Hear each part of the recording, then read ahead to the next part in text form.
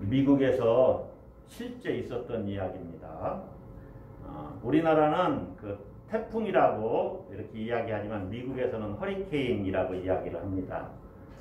뭐 태풍의 이름이 몇 가지가 있어요. 물론 우리나라 태풍도 매년마다 이름이 바뀌지만 전체적으로는 태풍이라고 하잖아요.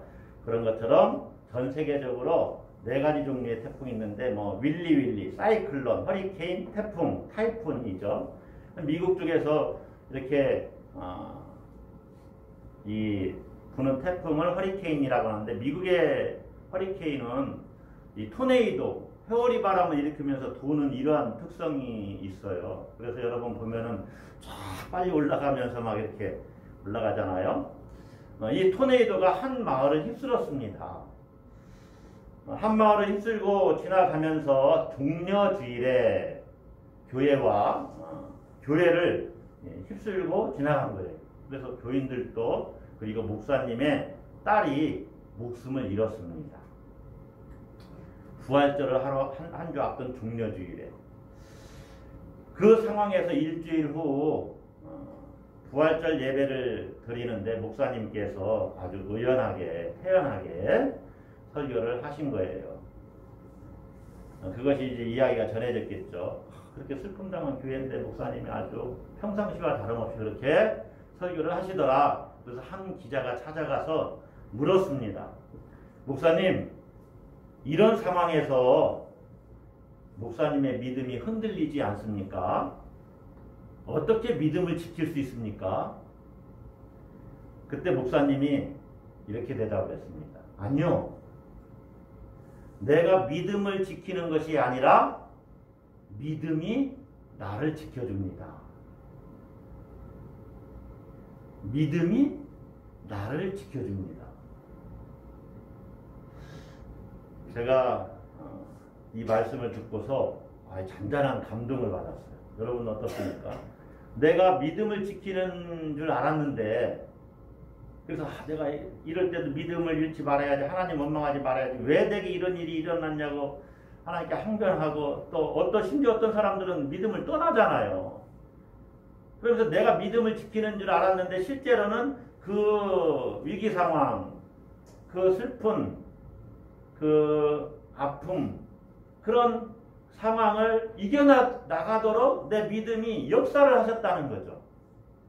내 속에 있는 믿음이 나를 지켜줍니다. 그 목사님의 신앙 인격이 느껴졌어요. 여러분, 나를 지켜주는 믿음이 도대체 뭘까요? 나를 지켜주는 믿음. 제가 한번 깊이 한번 묵상을 해봤는데, 나를 지켜주는 믿음, 그것은 하나님은 선하시다고 믿는 믿음인 것 같아요. 이런 상황 가운데서도 하나님은 선하시다, 절대 선이시다 라고 믿는 믿음. 그래서 하나님 안에서는 모든 것이 합력하여 선을 이룬다 라고 믿는 믿음이에요. 비록 교인들이 딸이 목숨을 잃었지만은 하나님이 나를 사랑하시지 않는 것이 아니라 이 사고 속에서도 여전히 하나님은 나를 사랑하신다 라고 믿는 믿음이 아닌가, 그런 생각을 해봤습니다. 그런 믿음이 있다면은 그런 위기나 절망의 상황 속에서 다시 기도하고 다시 하나님께 소망을 두고 하나님을 기대할 수 있겠지요. 여러분들은 어떻습니까? 오늘 시편 126편 6절을 보면은 시인이 하나님을 기대하면서 이렇게 확신을 합니다. 울며 씨를 뿌리러 나가는 자는 반드시 기쁨으로 그 곡식단을 가지고 돌아오리로다. 반드시 곡식단을 가지고 돌아온다. 추수에 대한 기대가 담겨져 있지요. 곡식단을 거두고 곡식단을 거두고 돌아온다. 여러분, 여러분에게 만약에 하나님이 어떤 단을, 곡식단과 같은 어떤 단, 화단도 좋습니다. 어떤 단을 이렇게 선물로 주신다고 한다면은 여러분은 어떤 단이 선물로 내게 주어지기를 원해요? 어떤 단을 받고 싶으세요? 어떤 사람은 건강의 단을 받았으면 좋겠다. 하나님 좀 이제 안 아팠으면 좋겠습니다. 건강의 단을 주세요. 어떤 분은 물질의 단을 좀 받았으면 좋겠다. 이렇게 여길 수도 있죠. 하나님 이제 가난은 지긋지긋합니다. 가난에서 벗어나게 해주세요. 또 누군가는 부부간의 어떤 관계가 잘 소통이 되고 가정이 좀 화목했으면 좋겠다. 하나님 관계의 단을 주세요. 가정이 소통되는 화목한 화목의 단을 주세요. 뭐 여러 가지가 있을 수 있겠죠. 하나님 이제 이 중독에서 벗어나고 싶어요. 알코올로부터 벗어나고 싶어요. 또 어떤 중독들 여러 가지가 있잖아요. 나를 얽매는 그 속박으로부터 벗어나고 싶어요. 해방되고 싶어요. 여러 단이 있을 겁니다. 또 영적인 어떤 단도 있을 수가 있겠죠. 하나님 저 정말로 영적으로 더욱더 성장하고 싶어요. 늘 하나님과 교통하고 싶어요. 하나님을 만나고 싶어요. 그리스도의 형상을 이루고 싶어요. 내가 정말로 예수님 같은 그런 인격이 되고 싶어요. 제가 저를 한번 이렇게 생각을 해볼 때 영적인 단은 하나님 저 관상의 은혜를 주세요. 제가 자주 기도하는 제목이거든요. 하나님을 만나고 싶어요. 관상의 은혜를 주세요. 그냥 지금도 우리가 하나님의 그 임재 가운데서 살지만은 정말로 하나님을 더 깊이 체험했으면 좋겠다 하는 소망이 있습니다. 여러분은 어떤 단을 거두고 싶으신가요? 오늘 우리가 본문으로 읽은 시편 126편은 성전에 올라가는 노래라는 제목이 붙어 있는데 이 시편은 바벨론 포로 생활에서의 해방이라고 하는 역사적인 배경을 가지고 있습니다. 어떤 생활? 무슨 생활로부터의 해방? 포로 생활에서 해방. 포로 생활에서 해방되었다는 역사적인 배경을 가지고 있어요. 이미 한번 포로가 고국으로 돌아온 일이 있었어요. 그런데 시인은 다시 소망을 갖고 회복을 기대하면서 하나님께 간구합니다. 어떤 간구를 드리느냐? 4절을 보세요. 여호와여 우리의 포로를 남방 시내들같이 돌려보내소서. 하나님께 기도하는 겁니다. 오늘 시편 126편은 구조가 3절까지 1절부터 3절까지는 감사, 과거의 일입니다. 그리고 4절은 현재의 일이에요. 현재 기도하고 있는 거예요. 간구하는 거예요. 그리고 5절, 6절은 장래 일입니다. 미래 일이에요. 그런 구조를 갖고 있어요. 그래서 하나님을 기대하고 있는 겁니다. 그런데 4절에 보면 여호와여 우리의 포로를 남방 시내들같이 돌려보내소서. 1절에서는 여호와께서 시온의 포로를 돌려보내실 때 이미 돌려보내셨는데 또 돌려보내달라고 이렇게 간구하고 있어요. 그러니까 아직 포로가 남아있다는 거예요. 자, 남방이라는 말은 네게브라는 말인데 이 건조라는 의미를 갖고 있습니다. 건조. 그러니까 유대 나라 밑에 지방이 네게브 사막이 있어요. 거기는 건조한 땅입니다. 네게브 자체가 의미가 건조라는 땅이 말이고 아주 건조해요. 평상시는. 그러나 우기 때만 되면 물이 흘러내리는데 뭐 시내가 쫄쫄쫄 흐르는 정도가 아니에요. 시내들이 막 가득 차는 겁니다. 가득 차요. 그 사막에. 그렇게 이스라엘 백성들을 다시 포로에서 돌려보내주세요 라고 기도하는 거예요. 이것은 우리나라를 회복시켜 주세요. 회복의 은혜를 주세요. 라고 간구하는 것입니다. 여러분은 무엇이 회복되기를 꿈꾸십니까? 어떤 소망을 가지고 기도하세요? 시인은 지금 다시 꿈을 꾸는 거예요. 하나님, 우리를 다시 우리 남은 포로들을 돌려보내주세요. 그리고 그 꿈이 이루어지기를 간구합니다. 하나님이시기에 하나님이시니까 하실 수 있다고 믿는 믿음이 있어요. 그것은 여러분 하나의 소망입니다. 소망. 따라서 한번 하겠습니다. 회복의 소망. 회복을 소망하면서 간구하는 거예요. 메마른 사막에 시내가 하나둘이 아니고 그냥 시내들같이, 본문에 시내들같이 복수입니다. 복수. 그렇게 시내들 같이 흐르는 역사가 우리 민족에도 나타나기를, 생명수가 차고 넘치는 역사가 우리 가정에도 나타나기를 기도하는 거죠. 단순히 그냥 한번 은혜 받는 정도가 아니라 은혜가 충만한,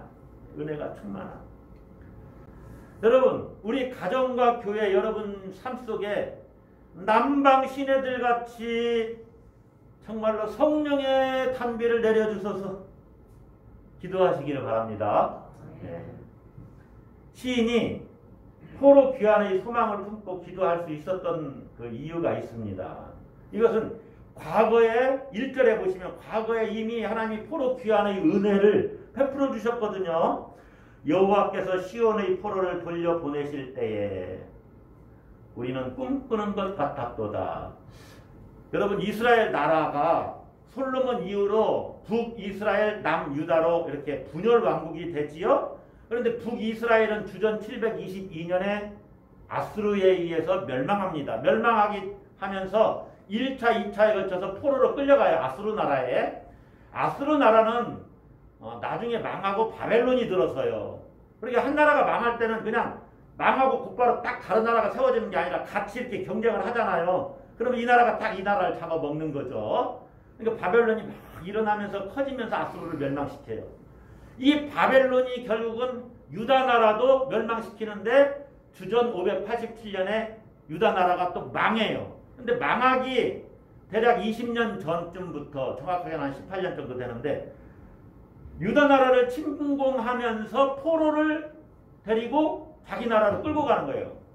바벨론 땅입니다. 아수르도 바벨론 땅이고, 또 그 후에 일어나는 그 주변 국가, 그 메데 나라도 있고 바사, 페르시아 나라도 있습니다. 다 바벨론 땅이에요. 이 바벨론이 남유다를 멸망시키고서 이렇게 포로를 끌고 가는데 한 번에 끌고 간 게 아니에요. 3차에 걸쳐서 한 나라가 망하기 거의 20년 전부터 3차례에 걸쳐서 포로를 끌고 가는 일이 있어요. 그러니 여러분, 나라를 잃고 포로를 끌려가서 그곳에서 정말로 노예와 같은 삶을 살고 있는 유다 백성들, 이스라엘 백성들이 얼마나 힘들겠어요. 눈물의 세월을 보내는 거죠. 우리나라 일제 강점기 때를 생각해보면 아실 것 아닙니까? 탄식하면서 슬픔과 고통의 세월을 보내는 겁니다. 그런데 그렇게 강력했던 바벨론 나라도 제가 유다 나라를 멸망시킨 지 50년이 채 못 돼서 이 메데 나라의 페르시아, 메데도 페르시아에 의해서 집어삼킴을 당하거든요. 패망하거든요. 이 페르시아에 의해서 망합니다. 바벨론이. 50년이 채 못 돼서. 우리 성경에는 그것이 바사 왕 이렇게 돼 있어요. 바사가 페르시아예요. 그래서 그 페르시아의 고레스 왕이 이제 바벨론을 멸망시키는 거예요. 그러니까 포로로 끌려가서 어떤 사람들은 이국 땅에서 자기 나라가 망하는 것을 봤어요. 다니엘 같은 경우는 1차 포로를 끌려가거든요. 나라가 망하기 18년 전에 벌써 끌려가는 겁니다. 네. 거기서 우리나라가 망하는 것을 본 거예요. 그런데 거기서 살고 있는 동안에 자기들을 끌어갔던 그 나라가 다른 나라에서 또 망했어요. 그러니 얼마나 그 삶이 힘들었겠어요. 그들의 고초와 애환이 말이 아니었을 것입니다. 그런데 이 바사 왕, 페르시아 왕 고레스가 바벨론을 멸망시킨 그 해에 조서를 하나 작성해서 이렇게 발표를 합니다. 예루살렘 주민들아, 이스라엘 주민들아, 너희는 예루살렘에 가서 성전을 건축해라. 고국으로 돌아가도 좋다. 이렇게 사면령을 내리는 거예요. 유다 백성들은 거의 70년 만에 돌아가는 겁니다. 그동안 어떤 사람들은 많이 죽었을 거예요. 자손들도 생겼을 거예요. 거의 70년 만에 고국으로 돌아가는 거예요. 이 고국으로 돌아갈 수 있었던 것은 예레미야 선지자의 그 예언이 이루어지는 것인데, 예레미야 선지자에게 하나님께서 이렇게 선포하라고 말씀하지요. 예레미야 29장 10절 말씀입니다. 여호와께서 이와 같이 말씀하시니라. 바벨론에서 70년이 차면, 몇 년? 70년이 차면 내가 너희를 돌보고 나의 선한 말을 너희에게 성취하여 너희를 이곳으로 돌아오게 하리라. 이 말씀이 정말로 이루어졌어요. 70년이 다 돼서 기적과 같은 일이 이루어진 겁니다. 어느 날 그 막대한 제국으로 반도듬하는 그 고레스 왕 통치 체제에서 고레스가 갑자기 종이를 가져와라. A4 한 장을 가져왔겠죠. 요즘으로 말하면. 거기서 막 조서를 쓰더니 온 세상에 선포하는 겁니다. 유다 백성들을 고국으로 돌아가게 해서 성전을 재건하도록 하라. 그리고 사실 성전 재건에 필요한 물질도 재물도 줍니다. 기가 막힌 일 아닙니까? 우리나라 일제강점기 때 얼마나 독립을 희망했어요? 총칼에 의해서 막 얼마나 많은 사람들이 죽었어요? 그런데 어느 날 갑자기 이 이스라엘 백성들 포로로 끌려가서 살고 있는 이스라엘 백성들에게 고국으로 돌아가라는 거예요. 물질도 주면서 성전 재건하라. 기적이 아닙니까? 기적. 역대하 36장 22절 23절 말씀을 보면 그때 상황을 이렇게 기록하고 있습니다. 바사의 고레스 왕 원년에 여호와께서 예레미야의 입으로 하신 말씀을 이루시려고 여호와께서 바사의 고레스 왕의 마음을 감동시키심에 그가 온 나라에 공포도 하고 조서도 내려 이르되 바사왕 고레스가 이같이 말하느니 하늘의 신 여호와께서 세상 만국을 내게 주셨고 나에게 명령하여 유다 예루살렘에 성전을 건축하라 하셨나니 너희 중에 그의 백성된 자는 다 올라갈지어다. 너희 하나님 여호와께서 함께 하시기를 원하노라 하였더라. 어떻게 이런 일이 일어납니까?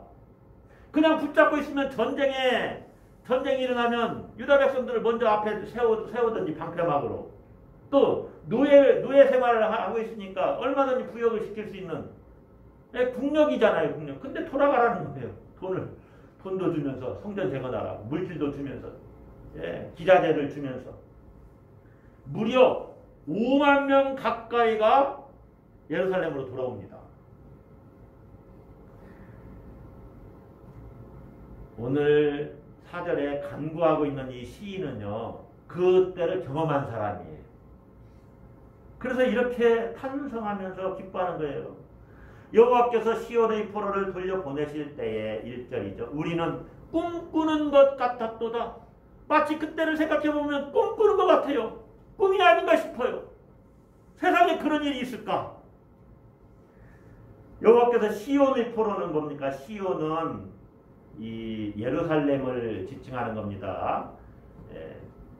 이 다윗이 예루살렘 성을 빼앗고 시온성이라고 이름을 줘요. 다윗성이 바로 시온성이에요. 다윗성. 자, 그런데 시온의 포로를 돌려보내실 때 우리는 꿈꾸는 것 같았도다. 그런데 시인이 누가 그렇게 하셨는가를 다 이야기를 하죠. 누가 주관하셨는가? 여호와께서 하셨다는 거예요. 여호와께서. 하나님이 하셨습니다. 라고 고백하는 거예요. 포로의 삶을 청산하고 고국으로 돌아가는 그 길을 한번 여러분 상상을 해보세요. 다 모든 짐을 다 챙겼습니다. 이제 가자. 우리나라로 가자. 저 멀리 가나안 땅으로 가자 하면서 출애굽했던 백성들이 애굽을 빠져나올 때와 똑같은 그런 모습이 연상됩니다. 그 기쁨과 감동이 얼마나 벅찼겠어요. 우리나라가 해방 얻었을 때 우리는 뭐 경험해보진 않았지만 생각만 해도 여러분 저 독립문에 있는 독립문 아니 서대문에 있는 그 뭡니까 형무소 그런 데 가서 좀 얼마나 일제가 우리나라를 이렇게 탄압했는지 또 독립기념관 천안에 있는 이런 데 가서 좀 보세요. 아 정말 눈물 나죠. 눈물 나. 그런데 해방을 얻었으니 얼마나 기뻐했겠어요. 그래서 2절에 보면은요. 그때에 우리 입에는 웃음이 가득하고 우리 혀에는 찬양이 찼었도다. 자, 우리 성경에는 이 찬양이라고 번역을 했는데 이 찬양이라는 말은 린나라는 그 히브리어인데 함성을 이야기합니다. 함성, 환호. 함성이 가득 찼도다. 마치 우리나라 예전에 월드컵 막 4강 막 갈 때 막 페널티킥에서 골 넣어가지고 막 우리나라가 올라갈 때 그때 8강이에요. 뭐예요? 얼마나 기뻐하고 막 온 국민들이 광화문에서 그냥 그 뭐 100만이라고 이야기하는데 그렇게 모여가지고 대한민국 외치면서 함성이 가득 찼도다. 이 린나 3절에 한번 보세요. 여호와께서 우리를 위하여 큰 일을 행하셨으니 우리는 기쁘도다. 이걸 경험한 사람이에요. 기가 막힌 일이 일어난 거예요. 이스라엘 백성들에게. 그래서 이 사건을 애굽에서 탈출하다 출애굽 사건이 있었지요. 이 사건을 바벨론에서 탈출하다. 그래서 출바벨론 사건이라고 이야기해요. 물론 나라는 지금 바사 나라입니다. 그런데 그 땅이 바벨론 땅이기 때문에 출바벨론이라고 말해요. 출바벨론. 출애굽과 맞먹는 버금가는 그러한 역사가 이스라엘 백성들에게 일어난 거예요.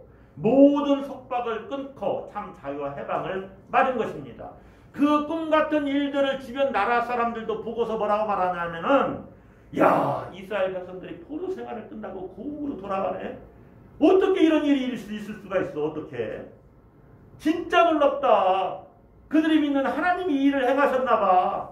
그렇지 않고서 어떻게 이런 일이 있을 수가 있어. 그래서 2절 뒷부분에 이렇게 이야기를 합니다. 그때 문나라 가운데에서 말하기를 여호와께서 그들을 위하여 큰 일을 행하셨다 하였도다.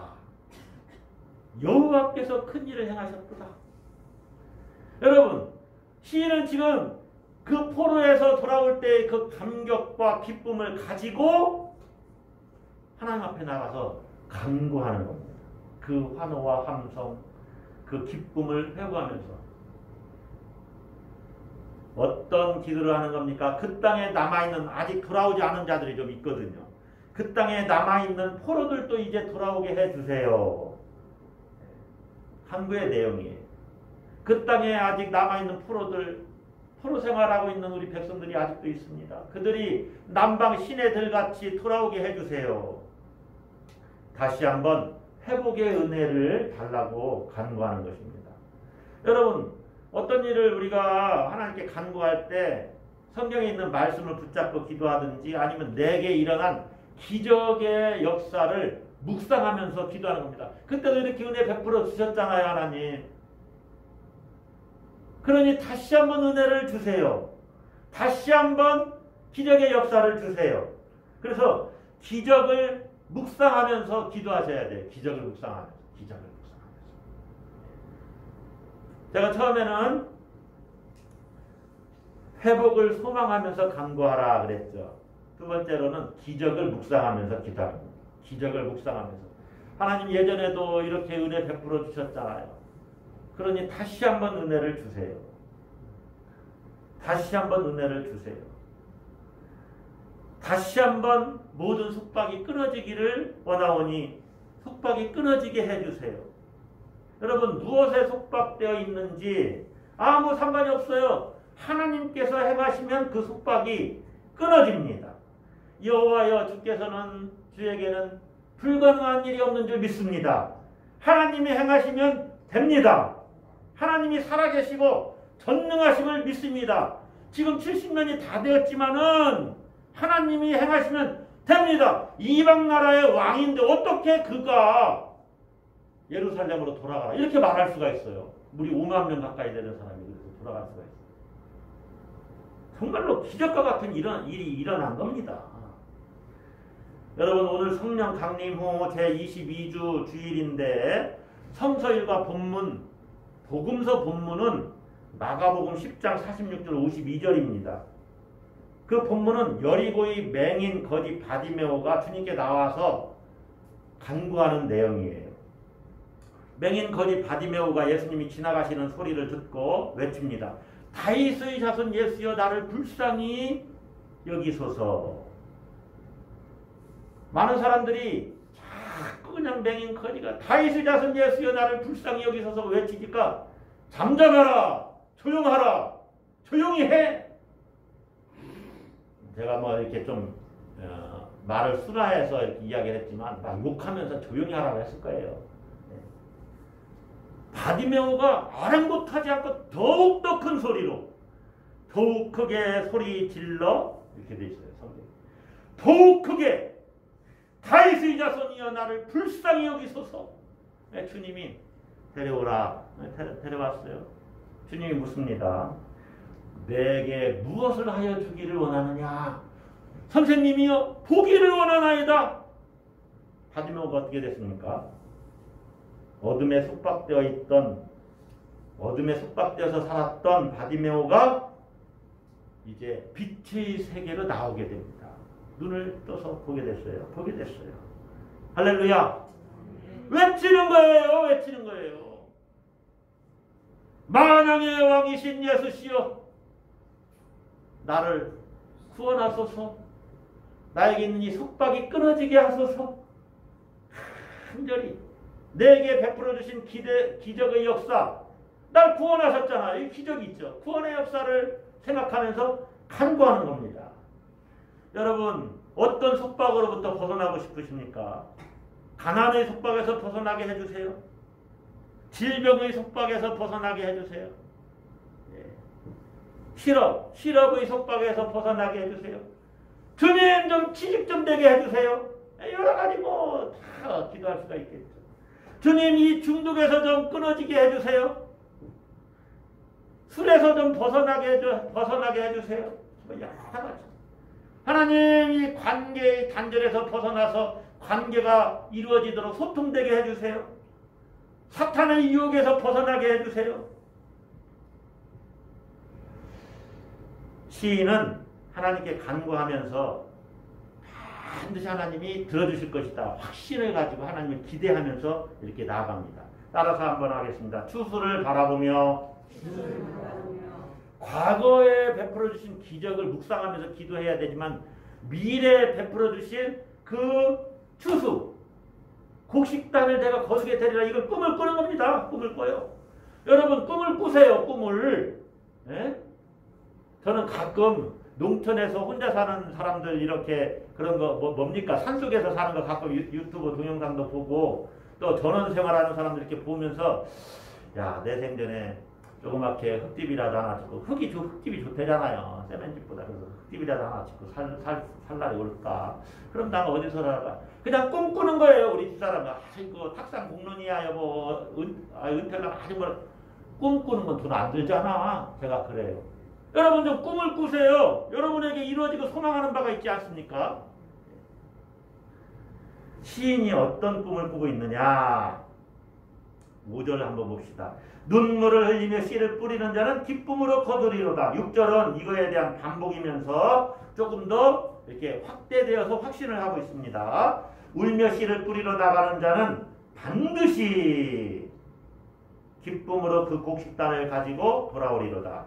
여러분 여기서 기쁨으로라는 단어는 아까 제가 찬양이 우리 혀에는 찬양이 착석됐다. 이 찬양, 함성이라고 그랬죠. 환호라고 했죠. 같은 단어입니다.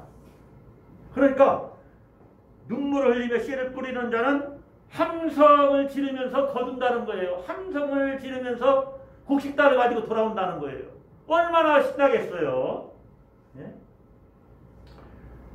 여러분 반드시 거둔다는 것을 확신하면서 기도하세요. 할렐루야. 네. 그러기 위해서 우리가 한 가지 해야 될 일은 있어요. 그것은 눈물을 흘리며 씨를 뿌리는 겁니다. 씨를 뿌리는 거예요. 여러분 눈물을 흘리며 씨를 뿌린다. 왜 울면서 씨를 뿌릴까? 여러분 한번 이스라엘 백성들을 생각해 보세요. 포로 생활하고 있는 겁니다. 거기서 얼마나 눈물을 많이 흘렸겠어요. 고국에 돌아가고 싶어서 울고 또 탄압에 핍박에 서러워서 울고 가족들의 그 애처로운 모습을 보면서 울고 눈물로 세월을 사는 거죠. 그러면서 이들이 어떤 씨를 뿌리냐면은 왜 우리나라가 망했을까? 우리나라는 하나님이 선택한 선민인데 왜 망했을까? 왜 우리가 포로로 끌려왔을까? 그것을 성찰하는 겁니다. 그러면서 회개하는 거예요. 아, 하나님께서 참 말씀하셨지? 하나님만을 섬기라고 했는데 만약에 우상을 섬기면 그 땅에서 너희를 토해내겠다. 그 땅이 너희를 토해내리라. 가나안 땅이 너희를 토해내리라. 가나안 땅에 들어왔는데 토해내니까 다른 땅으로 포로로 끌려가는 거지요. 우리 민족 전체가 하나님을 버렸으니까 하나님도 우리를 버리셨구나. 이것을 회개하는 겁니다. 회개했어요. 이웃을 섬기라고 했는데 우리가 이웃을 착취하고 공평하게 장사하지 않고 뇌물 먹고 재판하고 거짓 저울추를 사용했구나 하면서 자신들의 죄악을 깨닫고 회개하고 눈물을 흘렸습니다. 그래서 회개의 눈물을 흘렸다. 회개하면 하는 것이 씨를 뿌리는 거예요. 또 한 가지는 인내하는 겁니다. 하나님의 약속을 붙들고 예레미야 선지자가 이런 말씀하셨지. 예레미야 선지자처럼 선지자의 그 말씀이 정말로 이루어졌네. 여러분, 너희가 하나님의 백성이기 때문에 망하지 않아. 다 거짓 선지자들의 말이었던 거예요. 너희가 그렇게 하면 망한다? 망해. 그러니까 회개해야 돼. 근데 회개하지 않으니까 정말로 망했잖아. 야, 그 예레미야 선지자처럼 우리나라가 망했는데 그 선지자가 70년이 차면 고국으로 돌아간다고 그랬지. 그때까지는 참고 기다리자. 눈물을 흘리며 기다리는 겁니다. 인내하는 거예요. 인내 씨앗을 뿌리는 겁니다. 그러면서 이들이 이제 하나님의 말씀을 다시 붙잡기 시작해요. 네.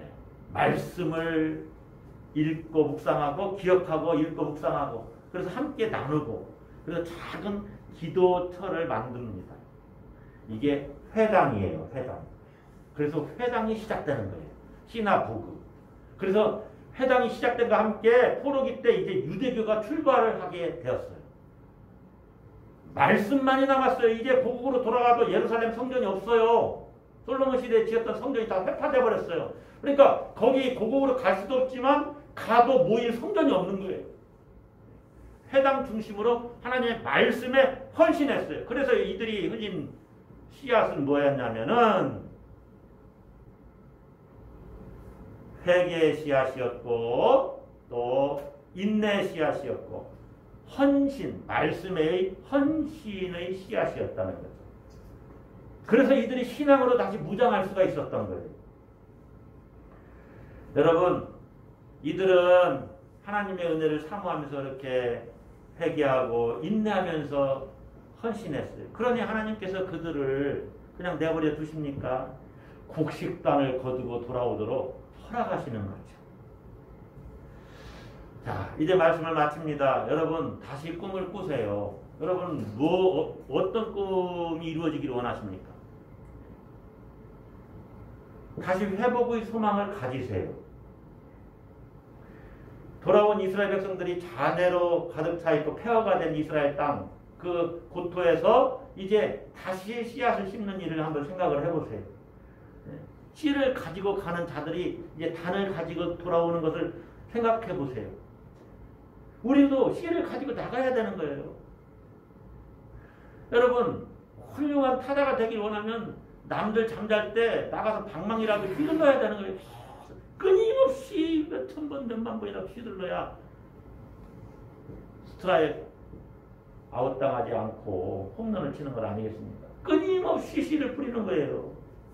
포기하지 않고. 그것은 희망을 심는 겁니다. 희망을 심는 거예요. 그러니까 여러분, 꿈을 꾸면서 희망을 뿌리세요. 희망을. 열심히 소망의 씨앗을 심는 겁니다. 심는 거예요. 그러면 어떻게 됩니까? 반드시 거두게 하신다. 반드시 거두게 하신다. 여러분이 심어야 하는 씨앗은 무엇입니까? 거두길 원하시는 그 단, 그것을 심으면 됩니다. 재물의 단을 얻기 원하면 열심히 일해야 되겠죠. 또 낭비하지 않고 저축도 해야 되겠죠. 건강하길 원하면 몸에 좋은 음식도 먹어야 되지만 운동도 열심히 해야 되겠죠.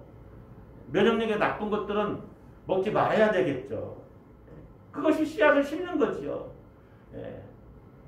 또 젊었을 때 열심히 운동해야 노년이 돼서 이렇게 방에 주저앉지 않지 않고 운동해야만 이렇게 건강하게 또 다닐 수 있다는 거 아니겠습니까?